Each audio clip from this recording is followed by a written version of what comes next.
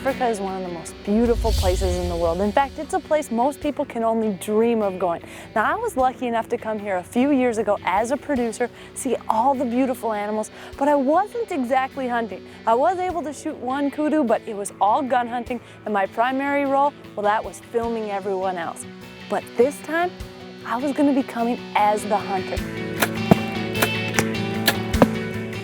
The first morning out, well, I was really excited to be in Africa, but I was a little tired as well, and we decided to go out with a gun first.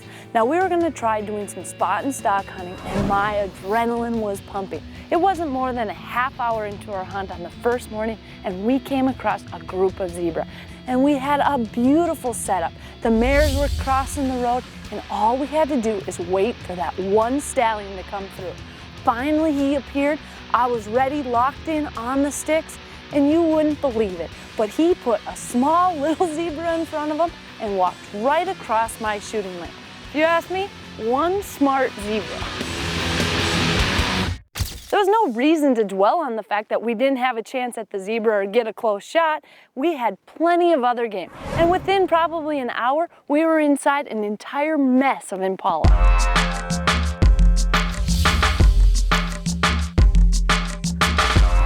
One of the frustrating parts of this entire hunt was the fact that we would get up close to the Impala, almost get ready, you could see just a small part, but when you look through the scope, you can't see the vitals that you need to see for that good shot. So you'd end up moving, changing positions again. Sure, you could see a little piece, but you could never get the shot that you need. And it can be tough because you get so close, you keep stalking these animals, and it just doesn't work out. It is almost impossible to get shots on some of these animals. It is so thick of cover. As you can see, I can barely see through it with my naked eye, much less putting the scope up on it. I can see pieces of animals, just horn tips or just parts of the body, but to make a good clean shot, it is super tough in here. After a trying morning of spot and stalk hunting with my gun, I didn't want to pass up the opportunity to do a little bow hunting. There was a water hole that was close by that people had been seeing some game at, and there were a lot of tracks around it. So we decided to set up there for the afternoon and test our luck with a bow.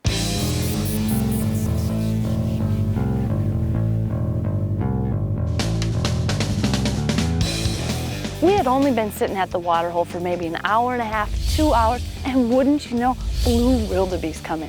Now these are a super tough animal to get close to in Africa, and now on our first day, well, we had them within 20 yards. I don't see a bull right now. There's cows everywhere. They were calm, they were getting a drink, but no bull. We were waiting for him to come in, and just like any big mature bull, well, he hung back until he made sure it was safe. Once everything was good, the cows were drinking, the big boy stepped up.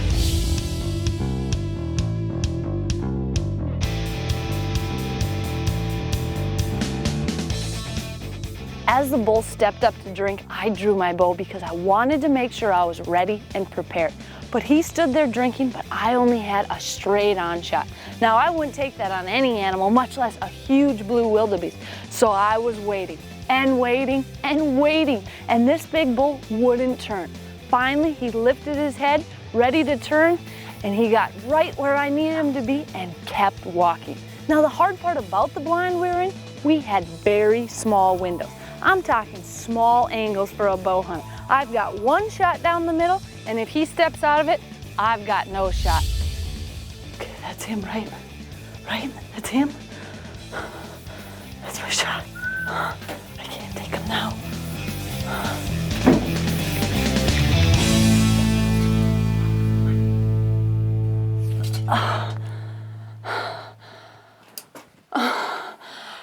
These narrow little windows, I just didn't have the angle. As soon as he turned, I needed that quarter and away shot. These are huge animals, and I just moved, made a little too much noise with my feet, and just blew out the whole herd. Now, I really was disappointed because I had the perfect quarter and away shot. I had been ready, but because of the window, there was just no way I could make the angle, made a little bit too much noise, and this beautiful entire herd spooked out, and I was left sitting at the water hole. Winchester's Deadly Passion is presented by Winchester, the American legend. Matthews, catch us if you can. Cuddyback Digital. Vog Pod, versatility defined.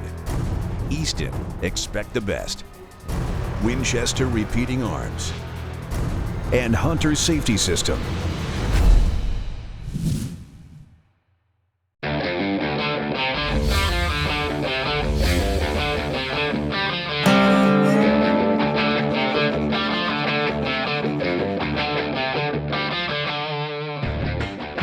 When people think of Africa, a lot of times they think, well, driving around in a truck. But the way I see Africa, tons of beautiful animals. Now, as far as I'm concerned, I have no interest in ever shooting a giraffe or a baboon. But these are things that really make me think of Africa. And coming in, one of the very first things we saw, beautiful giraffe. Now, they are just so cool seeing them run away. I really enjoyed it. And for me, that was just as exciting as seeing something that I'd possibly be hunting.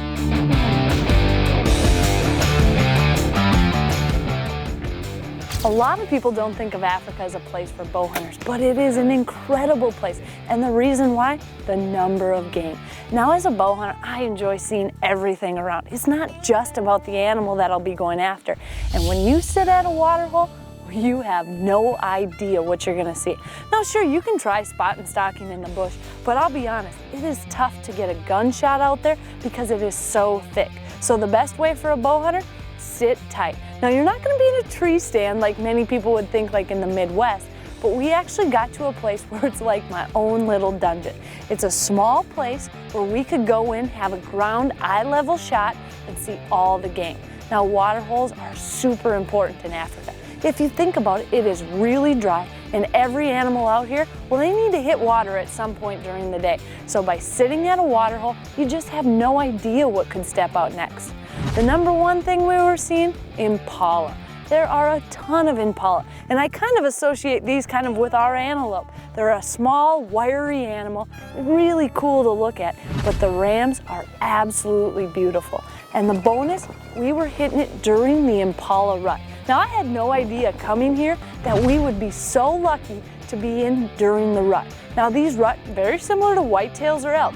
They are pushing the ewes around, they're snorting, they're fighting, all the cool things that come with being in the rut, and we were seeing it all within 20 yards. Now, there's not time to sit around and be bummed out about missing my opportunity on the blue wildebeest. As the light started to fade, a lone Impala ram came into the water hole.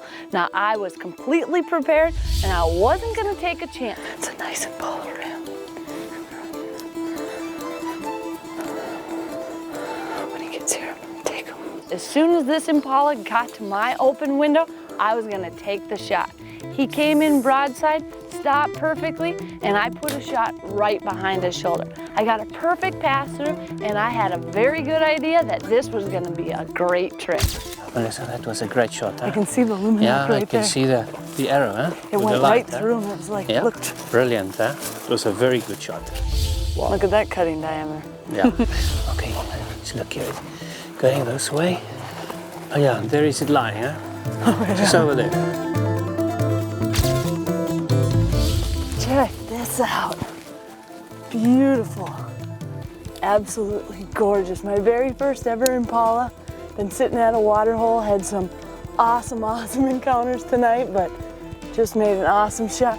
You can see Rage put a pretty big hole in him. Not a bad way to start out your first day in Africa.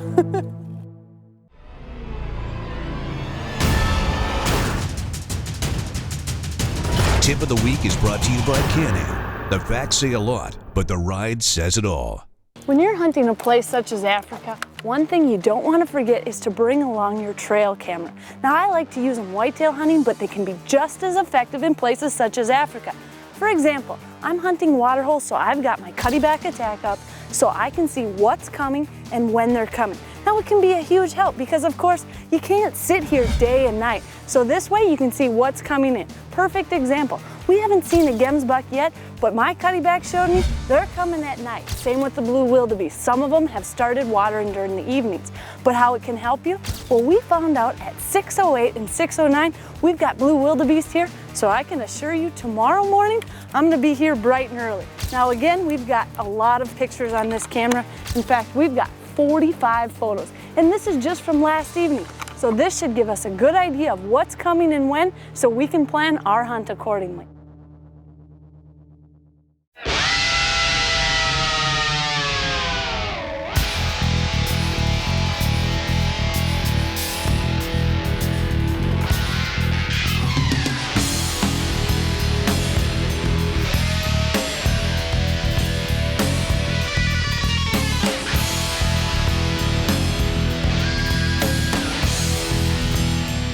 South Africa is an extremely game-rich environment, but it's tough hunting. And the reason why? The cover is so thick.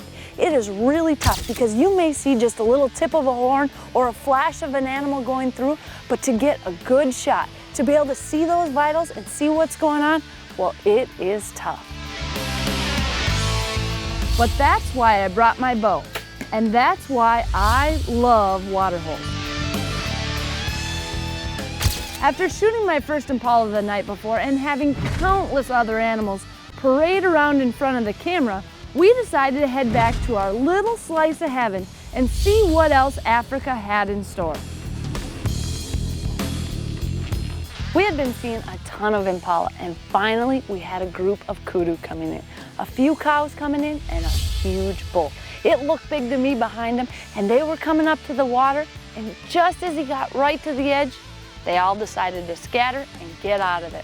Now I have no idea why they didn't drink, but it was so close, and I felt like, well, the water hole might be a good chance for a Kudu. The trick to a water hole is setting up in an area where the animals are comfortable. Well, we had the perfect setup. They had a blind that had been built a long time before we had got here. In fact, it was all cement and rock and the perfect setup. We would have a dark area to shoot from, and the animals were completely comfortable with it. Not much later, we had a little bit smaller bull come in and actually drink.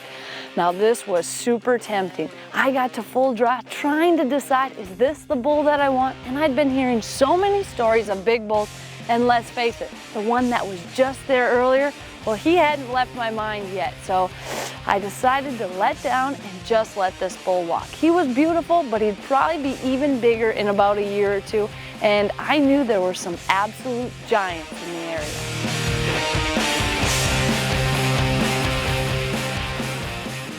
We had a lone cow come in, and I really was excited. My adrenaline was pumping, and I thought there'd be a bull right behind her, but no such luck. She walked away, and there we were waiting for a bull, and nothing else came.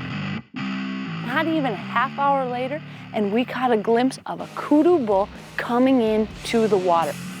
He was a jaw dropper right from the beginning. As soon as I saw him, I knew there's no question, this is a shooter. As he slowly made his way to the water, he went right in and got a drink. But after his first drink, you could tell. He seemed nervous, and I wasn't sure why. He kept looking over at my little GoPro camera, and I was hoping, as cool as the footage would probably be, I didn't want it to spook him. As he went down for another drink, he decided no way, and picked up his head, and he looked like he was leaving. Now I knew this was my shot.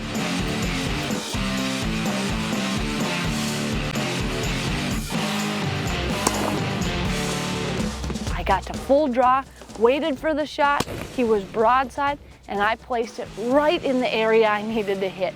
I've got very good penetration right behind the shoulder where I needed it to be, but this is a huge African animal, so you want to make sure to give it some time.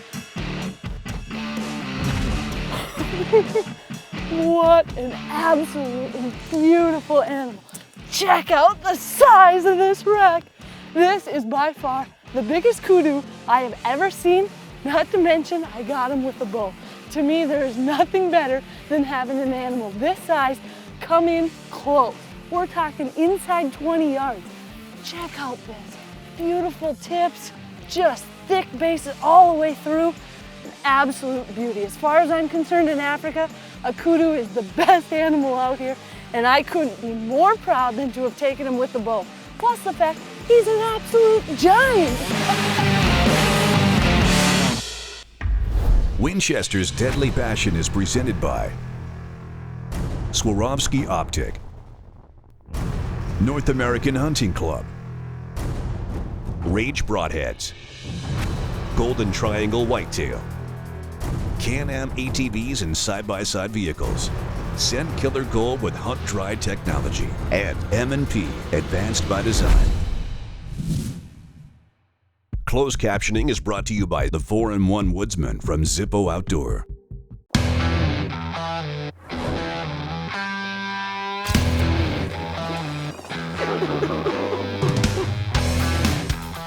I expected the water hole to be good, but not this good. From the time we got in the blind set up, we had animals coming through almost constantly. And the best part about a water hole, well, you never know what type of animal could be coming next.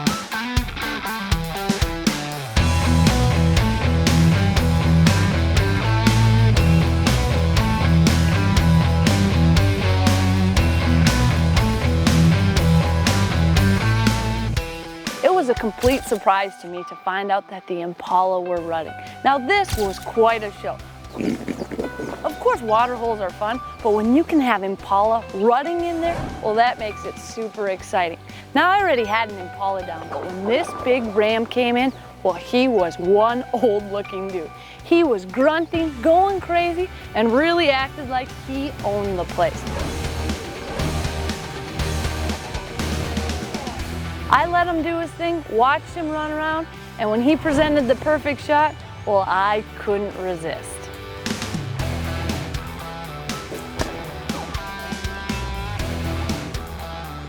This was really cool. I have never heard them grunting like this. This guy was going crazy. We had just set up for an evening hunt, and one thing I like to do is draw my bow, make sure everything's in order, and also check those narrow windows. That way I know where I'm standing, where my shots will be. As I'm at full draw, looking out the window, oh crap, huge warthog, huge warthog. Get over here, over the shoulder. Can you see him, Brad? I can't see him. I have to get in front of him. Wouldn't you know, a big warthog runs right through my pin. Is he big? Now I've been looking for a warthog since day one, and I couldn't even believe it. I thought I was imagining it. I think he's okay. Is he okay? Are you ready, Brad?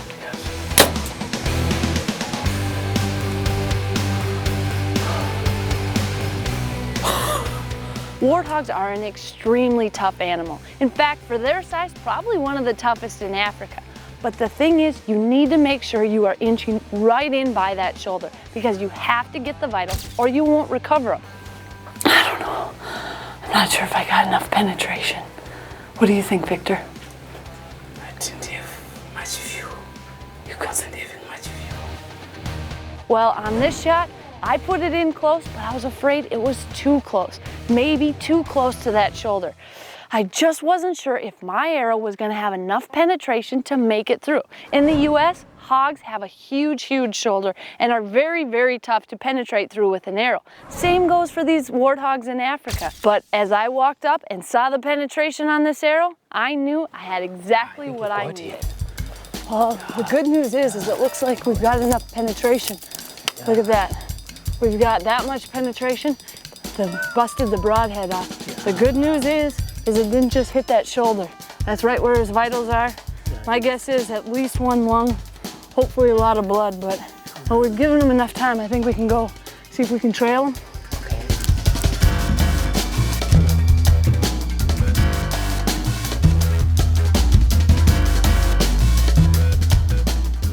Look at that. Look, even the tusks, very big one. Wow. Yeah, very nice tusks. Very nice tusks, yeah. Let's see. You can see the curve of the tusk. It shows that is a big one. That is cool. Yeah. You know, this is one thing in Africa I really wanted to get, a beautiful warthog. I just think they're so cool. They're warts. Very nice old one. Look at that. Yeah, it's a nice old one. These warthogs can smell. They're super wary, especially when they get this old. And I just couldn't be happier to take them with my bow and to finally find them. We've got a great blood trail. Everything worked out wonderful. And I've got a wonderful warthog.